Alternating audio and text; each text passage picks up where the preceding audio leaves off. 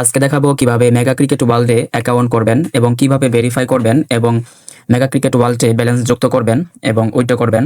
তো অ্যাকাউন্ট খোলার জন্য আমার ভিডিওর পিন কমেন্ট চেক করুন, সেখানে লিঙ্ক দেওয়া আছে। লিঙ্কে ক্লিক করার সাথে সাথে এমন একটি ইন্টারফেস চলে আসবে। তারপর উপরে দেখতে পাচ্ছেন সাইন আপ অপশন, সেখানে একটি ক্লিক করবেন।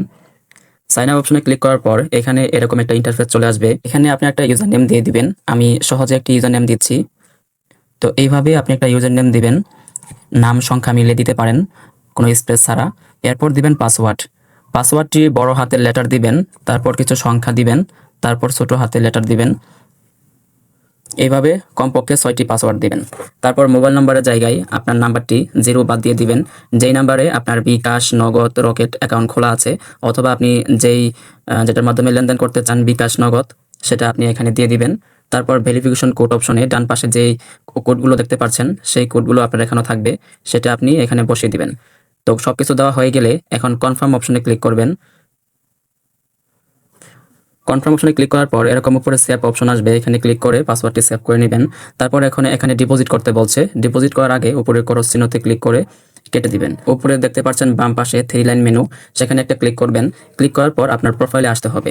ডিপোজিট করার আগে অবশ্যই আপনার নাম্বারটি ভেরিফাই করতে হবে, তা না হলে টাকা অ্যাড হবে না। তো প্রোফাইল অপশনে ক্লিক করার পর পার্সোনাল ইনফোতে ক্লিক করবেন। পার্সোনাল ইনফোতে ক্লিক করার পর এখানে দেখতে পাচ্ছেন ফুল নেম এবং বার্থডে, তারপর নাম্বার ভেরিফাই। তো এখানে আপনার ফুল নেমটি দিয়ে দিবেন, আপনার আইডি কার্ড নাম অনুযায়ী আপনার ফুল নেম দিবেন। আমি দিয়ে দিচ্ছি। এরপর সাবমিট করে দিবেন। তারপর নিচে আপনার জন্ম তারিখ সিলেক্ট করবেন। আপনার জন্ম তারিখ ভালোভাবে দেখে তারপর সিলেক্ট করবেন। এরপর সাবমিট করে দিবেন। এরপর হচ্ছে নাম্বার ভেরিফাই। এখানে দেখতে পাচ্ছেন নট ভেরিফাই অপশন, সেখানে ক্লিক করবেন। ক্লিক করার পর সেন্ড ভেরিফিকেশন কোড, সেখানে ক্লিক করবেন।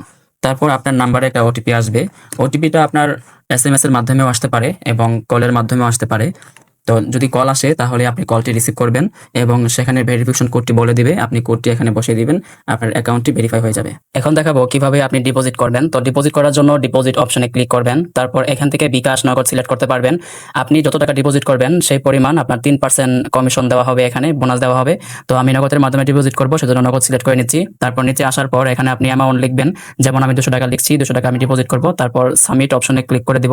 সাবমিট অপশনে ক্লিক করলে এরকম একটা ইন্টারফেস চলে আসবে।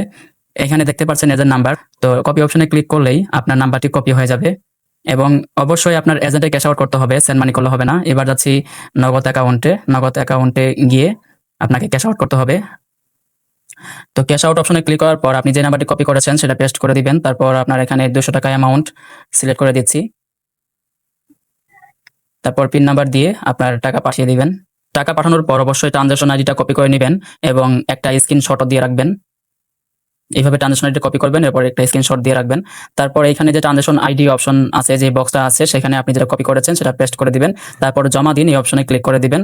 আর এখানে সর্বোচ্চ 10 থেকে 15 সেকেন্ড অপেক্ষা করবেন, দেখবেন আপনার টাকাটি অটোমেটিক অ্যাড হয়ে যাবে। একটু অপেক্ষা করুন, দেখেন টাকাটি অ্যাড হয়ে যাবে।